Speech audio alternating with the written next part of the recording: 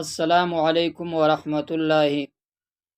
کم انسان چې دغه یوه وظیفه په ژوند کې په زندګي کې کوي، هغه انسان به هیڅ کله ناکام نشي. په کم کور کې چې دا وظیفه کیږي، د هغه کور هر کس به الله تعالی اربپتی جوړ کړي. او کم انسان چې دا وظیفه د زندګي معمول ګرځوي، دا وظیفه وکړي، الله تعالی به یې ټولې پریشانۍ ختم او چې څومره حاجات په زړه کې لري، هغه ټول به الله تعالی ورفره کړي. او د دنیا چې هر څه یې په زړه کې خواهش وو، هر جائز مقصد یې وو، هغه مقصد به الله تعالی ورفره کړي. الله ډیر مهربان ذات ده. نو دوستانو، که تاسو هم له هر پریشانی، له هر مشکل، له هر مصیبت غم څخه خلاصون غواړئ، نو د دې وظیفې عمل شروع کړئ. دا یوه وظیفه وکړئ چې دا ډیره بهترینه وظیفه ده. ان شاء الله تر محرم تر میاشتې در ختمېدو مخکې به د حاجتونه هم ټول پوره سي، او د زړه خواهش به دې هم پوره سي، او د کم مقصد لپاره چې دې کوله، هغه مقصد به دې هم تر سره ورسیږي. او د زړه چې د کم ارمان و، هغه ارمان به هم الله تعالی در پوره کړي. الله داسې مهربان ذات ده چې د انسان د زړه ارمان خامخا ضرور ورپوره کوي، که انسان ورڅخه وغواړي له الله تعالی څخه. نو لہذا دوستانو، که کم کس رشته نه لري، الله به رشته ورکړي. کم کس اولاد نه لري، الله به اولاد ورکړي. کم کس کاروبار نه لري، الله به کاروبار ورکړي. او کم کس له بیروزګارۍ څخه تنګ وي، کاروبار یې نه وي، بیروزګاري زیاته وي، فقر مسکنت زیات وي، له دې څخه که خلاصون غواړئ دوستانو، نو د دغه وظیفې عمل پر هغه طریقه باندې وکړئ کوم چې زه درته ښایم. ان شاء الله دعاګانې به راته وکړئ. دا داسې بهترینه وظیفه ده چې الله به ستاسو مالی مشکلات ټول ختم کړي، او الله تعالی به ستاسو اقتصاد پر ښه طریقه باندې روان کړي.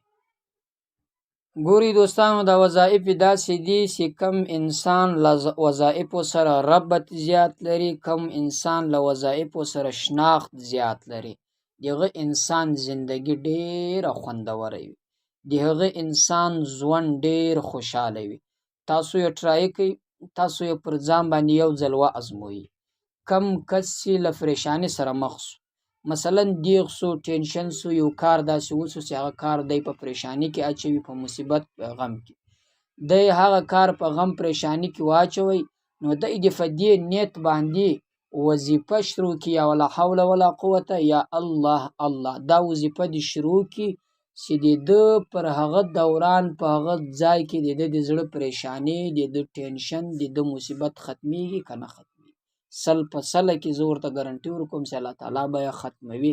ځکه چې الله پاک جل جلاله خپل فرمایي، کچيري تاسو خپل زړه قرارول غواړي، خپل زړه ته سکون راوستل غواړي، نو هغه یوازینی په ذکر کې ده، هغه یوازینی په وظایفو کې ده، په بل شي کې نشي راتللی. نه د چا حسن ستا وزړه ته خوشحالي ورکوي، نه مال او دولت ستا وزړه ته خوشحالي ورکوي، د دنیا هیڅ شی هم نه، یوازې له وظایفو له ذکر ما سوا په بل شي کې د انسان د زړه قرار نسته، په بل شي کې د انسان د زړه سکون نسته، او نه راځي او نه راغلی. ځکه چې تاسو یو ځل وازموئ چې تاسو په زړه کې بیا سکون الله تعالی څنګه د دې وظایفو په برکت سره راولي که نه راولي. لکه څنګه چې د انسان زړه ته وظیفه سکون ورکوي، دغسې د انسان و زندګي ته هم ورکوي. د انسان په زندګي کې مثلا پریشانیانې دي، یو کس د رشته نه برابرېږي، یو کس د اولاد یې نسته، یو کس له ناجوړي نه خلاصېږي، یو کس له پریشانیو نه خلاصېږي، یو کس د کاروبار یې نسته، روزګار یې نسته، یو کس د مثلا په زندګي کې داسې بل مصیبت لري، حاجت یې نه پوره کېږي، یو انسان د زړه ارمان یې نه پوره کېږي، خواهش یې نه پوره کېږي، نو دا هم ټول په وظایفو سره الله تعالی پوره کوي چې ورسره وظیفه او دعای او ورسره یقین مضبوط وي. ان شاء الله سل فصله کې به یو انسان هغه ارمان، هغه حاجت پوره کوي.